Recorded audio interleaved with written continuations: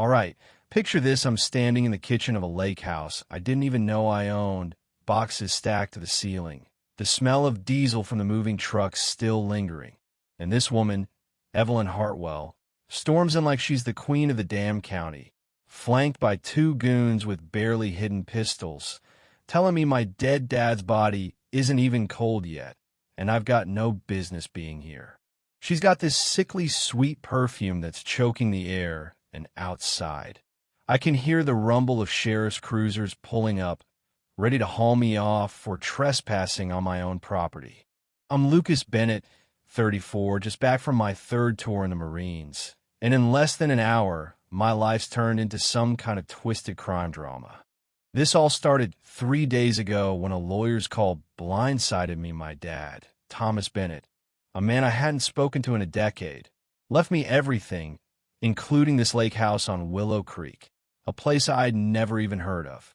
We'd fallen out hard after Mom's funeral when I was 22 and full of anger, calling him weak for not fighting harder for her, for letting cancer take her while he just stood there. I told him I was done with him, and he vanished from my life, or so I thought.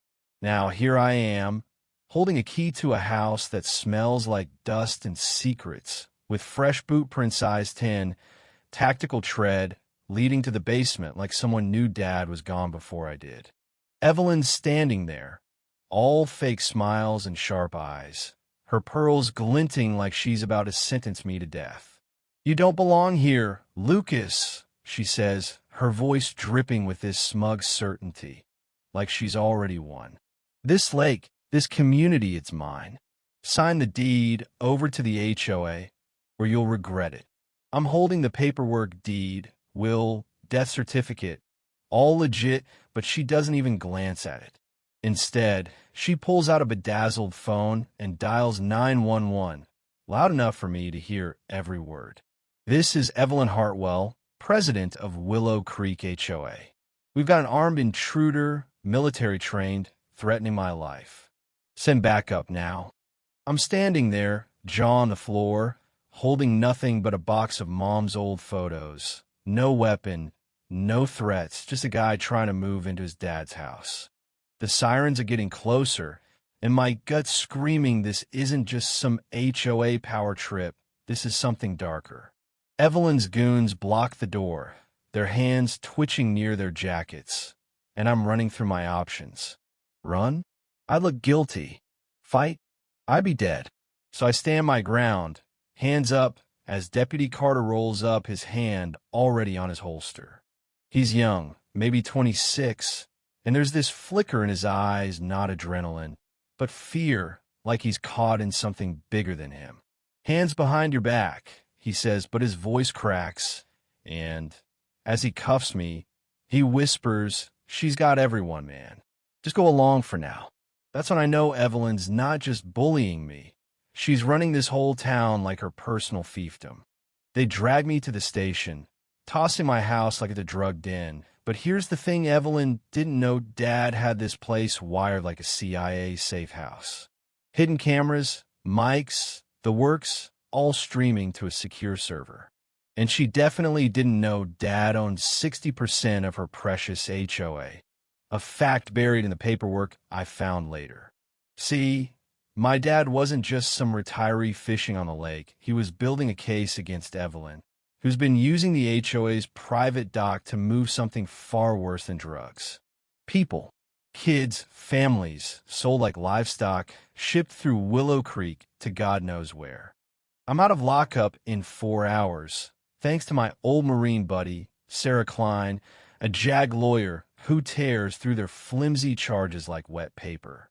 But my house, trashed, boxes ripped open, furniture flipped, floorboards pried up. They were looking for something, and I'm betting it's tied to the basement where those boot prints led. Down there, it's like stepping into a war room, monitors showing live feeds from cameras around the property, a wall covered in photos, maps, and strings, all pointing to Evelyn. There's a journal, too, Dad's handwriting scrawled across every page. Evelyn Hartwell, trafficking ring, 40 boats a year, $3 million in payouts. Evidence in box 5421. If I'm dead, Lucas, it's her. Finish this. My hands are shaking as I read it, not just from anger, but from guilt. All those years I hated him, thought he'd given up on me. And he was out here playing hero, letting Evelyn poison him. Yeah, poison. Arsenic slipped into his free HOA vitamins just to keep his cover. He knew he was dying, and he kept going, documenting every boat, every victim, every dirty dollar. I'm sitting there, surrounded by his evidence, when the phone rings. Nobody should have this number. Lucas Bennett? Agent Torres, I see. Your dad was working with us. Evelyn's desperate. She knows he had something on her, but not what. Keep her talking. We need a confession. I nod, even though he can't see me, and whisper, Semper Fi. That night, I meet Mrs. Chun, the neighbor who slipped me a note under a casserole. Your dad saved my son, she says, her voice barely above a whisper. Evelyn's men took him when he saw one of her boats. Your dad threatened to expose her unless they let him go.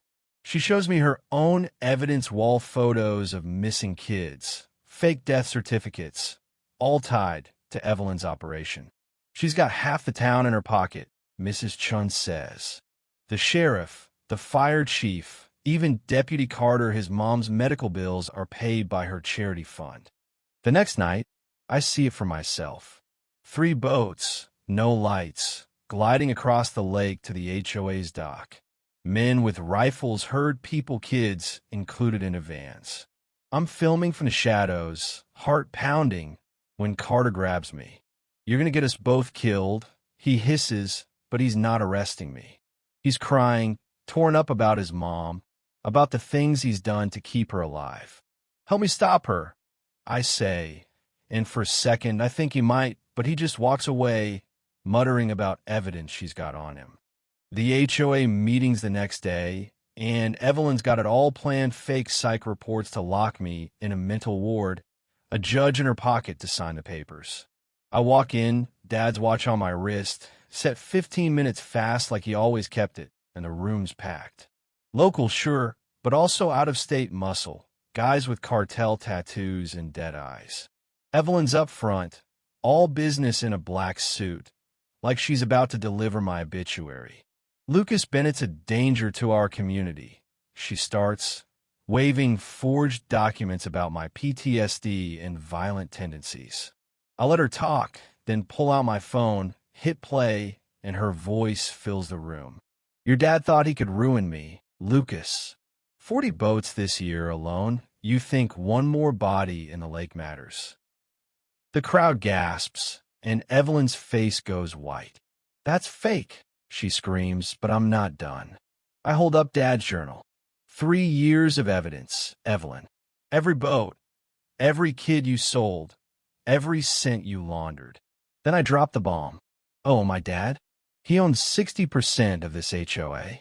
Every move you've made is illegal. She's unraveling now. Her son's shifting nervously, and I go for the kill. What about the arsenic, Evelyn? The poison you fed him for 18 months. That's when she snaps, slamming the table. Your dad deserved it. He was going to ruin everything. $3 million a year gone for what? A bunch of nobodies who don't matter. That's all Agent Torres needs. He storms in, badge up, with a dozen feds behind him. Evelyn Hartwell, you're under arrest, trafficking, murder, racketeering. Her sons pull guns, but they're down in seconds, tackled by agents posing as residents. Evelyn's screaming as they cuff her. I own this lake, but Torres just smirks. Not anymore. Your empire's done. The fallout's fast. 20 arrests, including Evelyn's sons and half the HOA board. Carter turns himself in, testifying for a lighter sentence. The $3 million in her accounts goes to the victims, 38 from that last boat alone. The HOA's dissolved, replaced by a community council, and the lake's renamed Thomas Bennett Memorial Lake, with a plaque for the man who gave everything to stop her. I find more of Dad's stuffed clippings about my deployments, my medals hidden behind Mom's photo. He'd been proud, even when I thought he wasn't. I stay in a house, marry Sarah, and we foster a kid from that last boat, Elena, who's learning to kayak on the dock where her nightmare started. The lake's different now, families. Laughter, no more shadows. Every morning, I'm out there with coffee, Dad's watch ticking fast, feeling him in the breeze. He wrote in his journal, "Lucas will come. He'll finish it." I did, Dad. Semper Fi. So what do you think? Ever run into someone like Evelyn, hiding evil behind a smile? Or maybe you've misjudged someone like I did my dad. Drop a comment. Let's talk about what justice really means when the system's rotten. And if it's at home, share it. Evil only wins when good people stay quiet.